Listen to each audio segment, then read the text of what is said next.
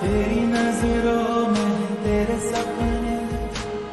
सपनों में नाराजी, मुझे लगता है कि बातें दिल की होगी लफ्जों की धोखेबाजी।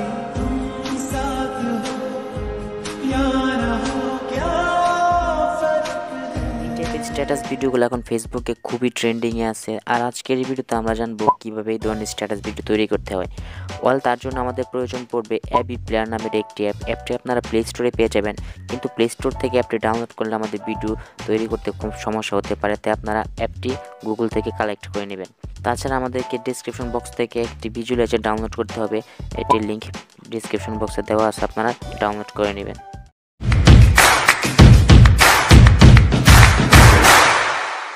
প্রথমে আপনাকে চলে আসতে হবে এই ভিডিও ডিসক্রিপশন বক্সে, এবং এখানে আসার পর আপনারা একটি ড্রাইভ লিঙ্ক পেয়ে যাবেন। প্রথমে এটাতে ক্লিক করে দেবেন, দেন এখান থেকে আপনাদের সামনে ঠিক এরকম একটি ইন্টারফেস চলে আসবে, এবং এখানে আপনারা একটি ডাউনলোড আইকন দেখতে পাবেন। এই ডাউনলোড আইকনে ক্লিক করে ভিজুয়ালাইজারটি ডাউনলোড করে নেবেন।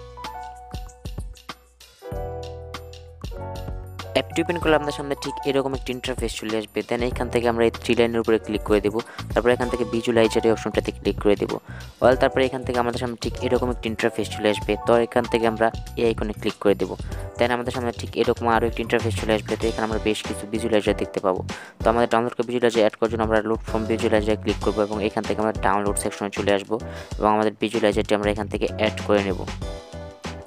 তো এইভাবে যদি আপনার ভিজুয়ালাইজারটি অ্যাড না হয় তাহলে এখান থেকে আপনি ব্যাক করবেন, এবং আপনি এখান থেকে চলে আসবেন আপনার ফোনে ক্রোম ব্রাউজারে, এবং এখান থেকে আপনার 𝑔.a অপশনে ক্লিক করবেন, এখান থেকে ডাউনলোড অপশনে ক্লিক করে দেবেন। দেন এখান থেকে আপনি ভিজুয়ালাইজারটি দেখতে পাবেন, এটার উপরে ক্লিক করলেই এটা অ্যাপটিতে অ্যাড হয়ে যাবে। তারপরে এটাকে এডিট করার জন্য সিম্পলি আমরা এই পেন্সিল আইকনের উপরে ক্লিক করে দেবো, তারপরে আমাদের সামনে ঠিক এরকম একটি ইন্টারফেস চলে আসবে। দেন এখান থেকে আমরা ইউর ইমেজ এই অপশনটাতে ক্লিক করে দেবো, তারপরে এখান থেকে আমরা ইমেজ এই অপশনে ক্লিক করে দেবো, এবং এখান থেকে আমরা কাস্টম ইমেজ এটাতে ক্লিক করে দেবো। দেন এখান থেকে আমরা পিক ইমেজ এই অপশনটাতে ক্লিক করে দেবো, তারপরে এখান থেকে আমরা যে ইমেজটি দিয়ে আমাদের ভিডিওটি তৈরি করবো সেই ইমেজটি সিলেক্ট করে দেবো। তারপরে এটাকে আমরা ক্লোজ করে দেবো, এবং এখান থেকে আমরা ব্যাক করব। তারপরে এখান থেকে আমরা চলে আসবো আবার ইমেজ মোড টেক্সট এই অপশনটিতে, এবং এখানে আসার পরে আমরা আবার ব্লার এই অপশনটিতে ক্লিক করে দেবো। দেন এখান থেকে আমরা এইটাকে আনটিক করে দেবো, এই টিক মার্কটাকে আমরা তুলে দেবো। দেন এটাকে ক্লোজ করব, এবং এখান থেকে আমরা আবারও ব্যাক করব। তারপরে এখান থেকে আমরা চলে আসবো পার্টিকেলস এই অপশনটিতে, এবং এখানে আসার পরে আমরা এইখান থেকে জেনারেল এটাতে ক্লিক করে দেবো। দেন এখান থেকে আমরা এইখানে টিক মার্ক দিয়ে দেবো। তারপরে এটাকে আমরা ক্লোজ করব, এবং এখান থেকে আমরা ব্যাক চলে আসবো। দেন এখান থেকে আমরা চলে আসবো ব্লার এফেক্ট এই অপশনটিতে, এবং এইখানে আসার পরে আমরা এখান থেকে অ্যাপিয়ারেন্স এটাতে ক্লিক করে দেবো। দেন এইখান থেকে আমরা সোর্স কম্পিটিশন ইন্ডেক্স এটাতে ক্লিক করে দেবো, তারপরে এটাকে আমরা একদম 0 করে দেবো। তারপরে এটাকে আমরা ক্লোজ করব, এবং এখান থেকে আমরা আবার ব্যাক করব। দেন এখান থেকে এখন আমরা চলে আসবো টেক্সট এই অপশনটিতে, এবং এইখানে আসার পর আমরা আবারও অ্যাপিয়ারেন্স এটাতে ক্লিক করে দেব।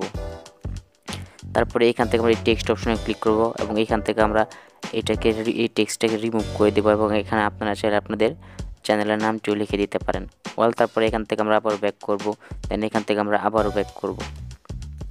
তারপরে এখান থেকে আমরা আবার এই 3 লাইনে ক্লিক করব। দেন এখান থেকে লাইব্রেরিতে ক্লিক করব, এবং এখান থেকে আমরা আমাদের পছন্দের যেই অডিওটি অ্যাড করতে চাচ্ছি সেই অডিওটি এখান থেকে আমরা অ্যাড করে নেব। দেন এটাকে আমরা ডান দিকে 2বার সোয়াইপ করব।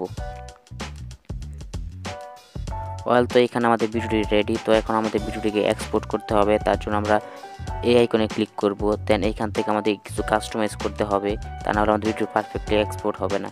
তো এখান থেকে আমরা এটাকে কেটে দেবো, এবং এখানে আমরা 1080 লিখে দেবো। দেন নিচেরটাকে কেটে এখানে আমরা 1350 লিখে দেবো, এবং ফ্রেম রেটটাকে আমরা 30 FPS করে দেবো।